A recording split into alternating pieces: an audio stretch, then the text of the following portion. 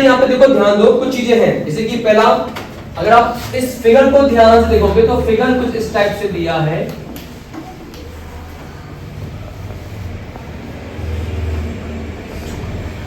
तो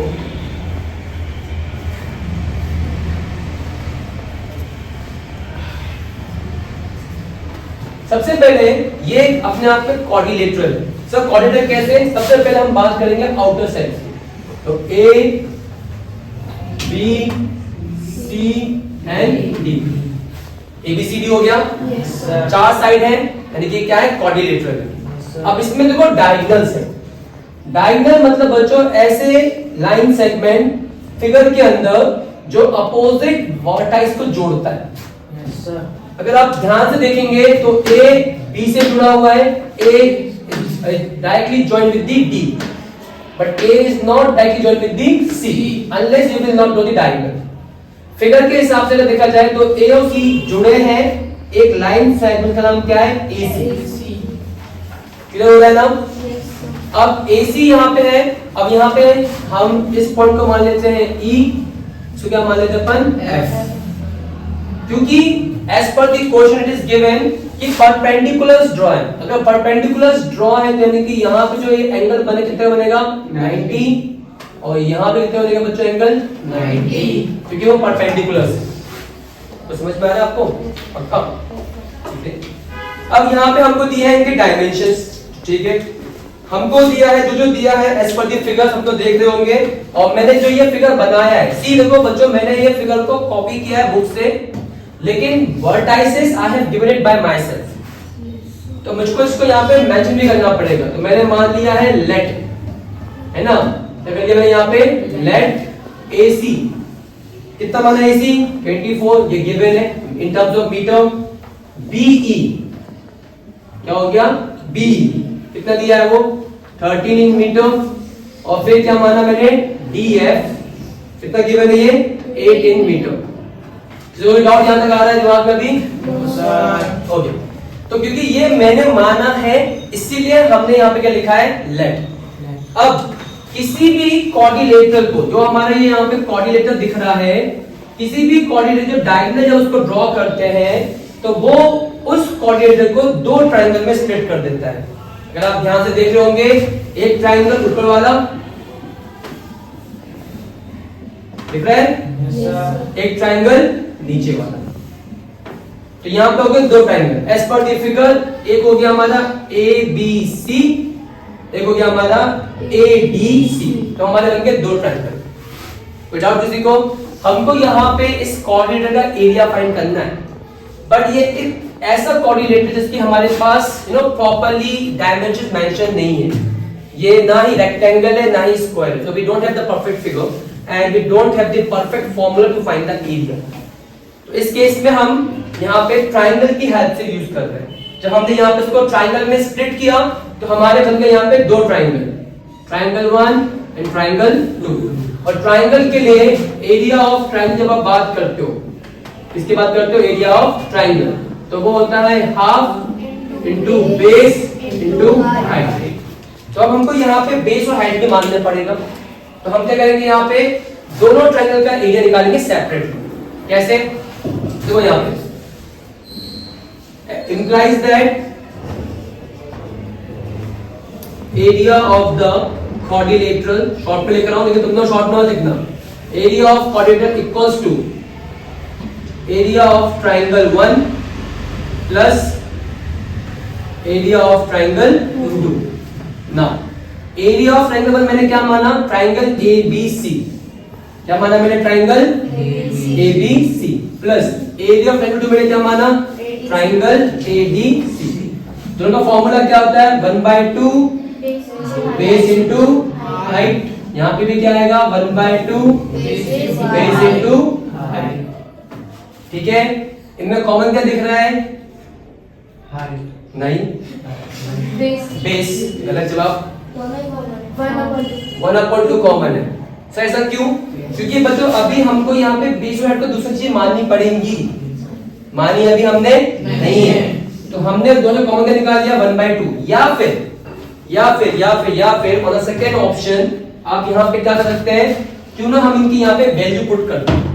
क्या करते हैं? Value put. तो देखो 1/2 तो है ही, इनटू एबीसी के लिए हमने बेस क्या माना, जो हमारा एबीसी उसका हमने बेस क्या माना बच्चों? एसी। यहाँ क्या कर दिया हमने? एसी। इनटू हाइट क्या माना? बी। हाइट क्या माना? बी प्लस यहाँ पे भी क्या आएगा? 1/2। एडीसी के लिए भी बेस क्या माना? एसी। हाइट क्या माना? डीएफ। हमेशा अल्फाबेटिकल ऑर्डर फॉलो करना है, डी पहले आया कंपेयर टू एफ। ठीक है, अब बताओ हमें कॉमन क्या दिख रहा है? 1/2 एसी दोनों में क्या आ रहा है? 1/2 एसी यहाँ पे भी, 1/2 एसी यहाँ पे भी कॉमन है दोनों में। हमने कॉमन आउट किया, क्या बचा? BE plus DF. Yes, B plus DF. Yes, इसको ये स्टेप समझ में नहीं आया, रेज योर हैंड।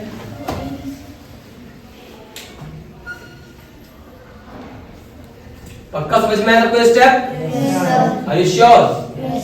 क्योंकि दोनों में ही इतना हिस्सा कॉमन आ रहा है। यदि बोले सुनो, तो हमने वो कॉमन निकाल लिया, क्या बच गया? BE plus DF. After this जब हम आगे बढ़ रहे हैं तो अब हमको यहाँ पे वैल्यू पुट करना पड़ेगा। तो हम यहाँ पे वैल्यू पुट करेंगे तो हाफ एसी हमने क्या माना था? 24। किसमें आएगा? ब्रैकेट, फिर ब्रैकेट। बी हमने क्या माना है? 13। डीएफ क्या माना है? 8। अब क्योंकि हम एरिया फाइंड कर रहे हैं तो हमारा किसमें आएगा? Metre square. इसको सॉल्व करोगे आपका आंसर आना चाहिए मेरे ख्याल से। 2 से 12 लगाइए कैंसिल, तो यहाँ बचेगा 12 और ये कितना बचेगा भाई? 21। 12 1 12 का 2 कैरी किया 1 तो 24 25 252। तो सॉल्व हो जाएगा। तो क्या बोला कि आपके पास जो फ्लोर है उसमें जो टाई है उसका शेप कैसा है? रोम्बस।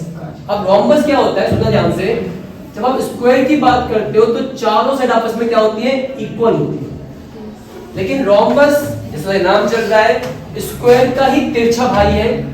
एक भाई सीधा होता है, एक भाई क्या होता है? थोड़ा सा तिरछा होता है। इसकी भी खास बात, चारों साइड इक्वल है लेकिन ये थोड़ा सा तिरछा है। तिरछा इन द सेंस टिल्टेड, जिसकी वजह से स्क्वायर के अंदर चारों के चारों एंगल कितने के होते हैं? 90s के। किसके होते हैं? 90s। लेकिन रोम्बस के अंदर अपोजिट एंगल आपस में क्या होते हैं? इक्वल।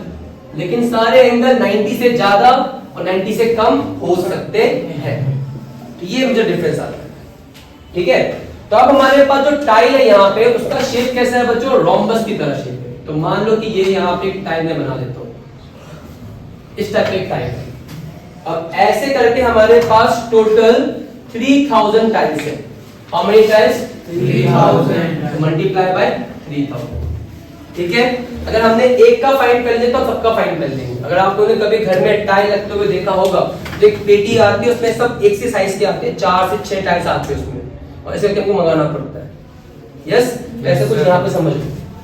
अब यहाँ पे एरिया ऑफ रोम्बस का एक फॉर्मूला है। क्या? एरिया ऑफ रोम्बस का एक फॉर्मूला है ना, वो होता है half d1 into d2।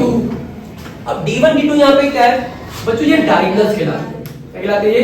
Diagonal. Diagonal 1, diagonal 2, diagonal 1। And generally in case of rhombus diagonal 1 is not equal to diagonal 2, यहाँ पर में इक्वल नहीं होते। अब एक बार फिर से याद करो डायगोनल होते क्या है। देखो भाई, किसी भी शेप में अगर आप उस शेप को देख रहे हो तो जो उसके आउटर लाइंस है, तो अगर ये A पॉइंट है, ये B है, ये C और ये D पॉइंट मान लेते हैं, तो A B से जुड़ा है, A D से जुड़ा है डायरेक्टली। या फिर उसको ऐसे समझ लो कि आप A में रहते हो, आपको B और C आपके घर से साफ साफ पड़ रहे हैं, but if you have to go C तो आपको पहले A से D जाना पड़ेगा, फिर D से C। लूडो खेला है आप लोगों ने? Yes sir. लूडो में रास्ता होता है ना, सेम। और या तो अगर अदर रास्ता देखें, सेकंड रास्ता हमारे पास A से B देन B से C। तो क्यों ना सर हम A से C डायरेक्टली रास्ता बना दें? Yes, we can do it. पर जब हमने ये बना दिया ना, तो फिर ये जो लाइन सेगमेंट कहलाएगा, जो डायग्राम के अंदर, फिगर के अंदर है, उसको हम क्या बोलते हैं? Diagonal. Depending on your figure diagonal can be more than 2 3 4 5 6, depend करता है। अगर ये क्वाड्रिलेटरल है तो 2 डायगोनल बनते हैं। क्लियर सभी को एक चीज? Any question? अब एज पर दी क्वेश्चन हमको ना सब कुछ गिवन है। क्या बोला है कि एक फ्लोर है बिल्डिंग का जिसमें 3000 टाइल्स लगी हुई है, वो सारी रोम्बस शेप की है और उनके डायगोनल्स भी हमको गिवन है, 45 है और कितना है 30 है। लेकिन यहाँ पे एक ट्विस्ट क्या है यहाँ पे, अगर आप ध्यान से पढ़ोगे उसमें आपको दिया है कॉस्ट ऑफ पॉलिशिंग। हमको जो रेट दिया है कॉस्ट यानी कि पॉलिशिंग करने का, वो अगर आप ध्यान से देखेंगे वो दिया है ₹4 पर मीटर स्क्वायर। मतलब हमको जो यहाँ पे रेट ही बोलेंगे, रेट को अगर आपको समझ में नहीं आ रहा तो उसको कॉस्ट भी बोल सकते हैं। कितना दिया है? ₹4 पर मीटर स्क्वायर। क्या मतलब इसका?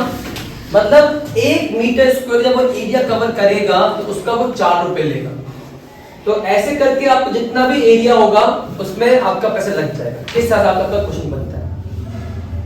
समझ रहे हो क्वेश्चन क्या बोल रहा है कि 1 मीटर। अभी देखो हमको ना बच्चों सबसे पहले यहाँ पे एरिया फाइंड करना है।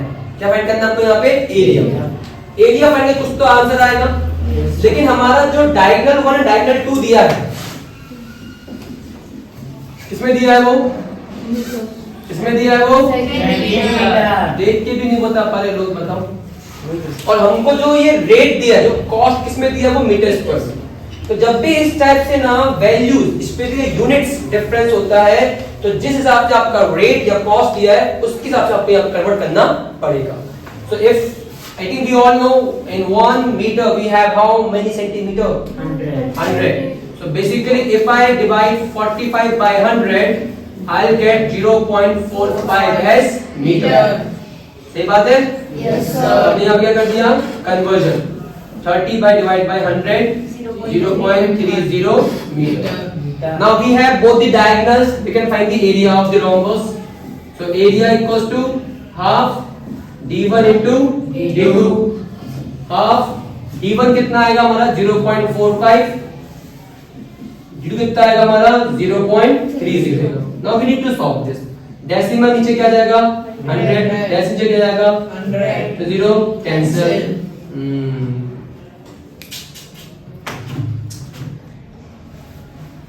5 9 45 5 20 100 सही कर रहा हूं ना मैं? Yes sir. और कुछ हमारे पास ऑप्शन है नहीं। अब क्या बचा हमारे पास? ऊपर बचा 9 और क्या बचा हमारे पास? 3। 9 into 3। नीचे क्या बचा? 2 into 20 into 10। ठीक है? ये जब आप सॉल्व कर पाओगे तब आंसर किस में आएगा आपका? मीटर स्क्वायर में आएगा। ये जो भी आए आना चाहिए क्योंकि हमने क्या फाइंड किया यहाँ पे? एरिया फाइंड किया। कोई डाउट किसी को?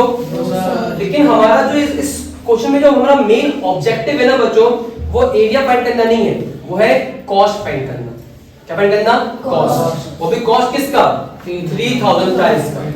तो अभी हमने जो ये एरिया निकाला है, ये जो एरिया है ये सिर्फ 1 टाइल के लिए।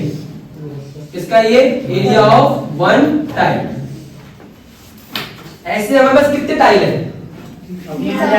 3000 टाइल। देखो मैं सॉल्व नहीं कर रहा हूं।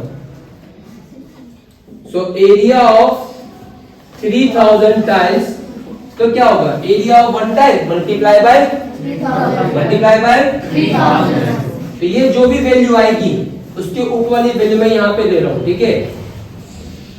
Area of 1 tile multiply by 3000।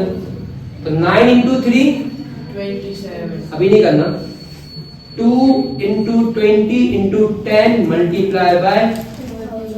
बच्चों हमेशा हमारे कैलकुलेशंस को इजी रखना है, टफ नहीं करना है, क्योंकि अगेन ये फाइंड करना हमारा ऑब्जेक्टिव नहीं है। We need to find the cost. आप देखो यहाँ पे 1010 1010 क्या हो रहा है? 212 215 30 क्या हो गया ये? अब यहाँ पे क्या क्या बचा हमारे पास? हमारे पास यहाँ पे बच रहा है यहाँ बच रहा है क्या? 9 मल्टीप्लाई 3 इंटू 15। ऊपर तरफ है ना। नीचे में क्या बचा हमारे पास 2, सिर्फ 2 बचा है। Yes, sir. पॉइंट तो भी नोटेड 1 2 into 1 कितना आंसर आएगा हमारा और मीटर स्क्वायर। ठीक है, अब हम थोड़ा बहुत मल्टीप्लाई करके खेल लेते हैं। 2 1 2 2 4.5 से हो जाएगा क्या कैंसिल। तो 45 का अपॉन में क्या जाएगा 10 into 3 into 15। क्या ये करना सही रहेगा सर? 2 से करने कोई मतलब नहीं कर रहा हूँ। अब क्या करना उसी बच्चों यहाँ पे मल्टीप्लाई किस किस का 4.5 multiply 3 multiply 15 metre square. Answer आएगा किसमें आएगा वो मीटर स्क्वायर। ये आंसर जो भी होगा ये किसके का आंसर होगा 3000 टाइम्स का। कितने का होगा आंसर 3000 टाइम्स। आफ्टर दिस हमको क्या निकालना है टोटल कॉस्ट। क्या निकालना है आपको यहाँ पे टोटल कॉस्ट।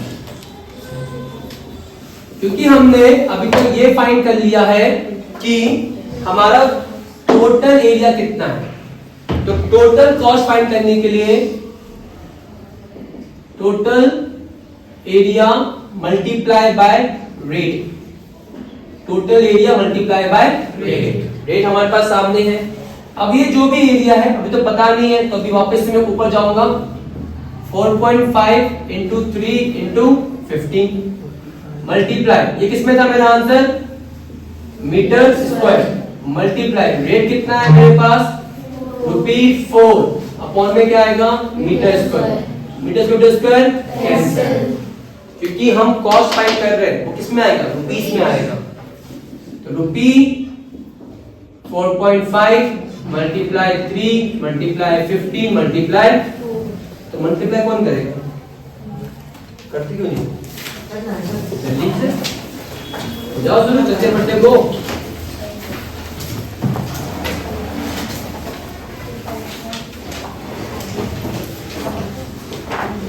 मैं कर दूं क्या मल्टीप्लाई बैठे बैठे? Yes, sir. तो तुम क्या सिर्फ बैठने आए हो बुद्धिगम करने आए हो? Yes, sir. हाँ अरे वैसे लगे Yes, sir.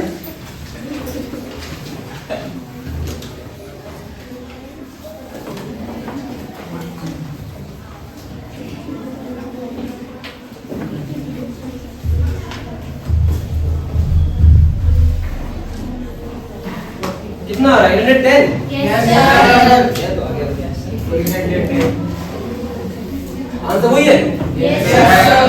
अरे फिर तो बल्ले बल्ले।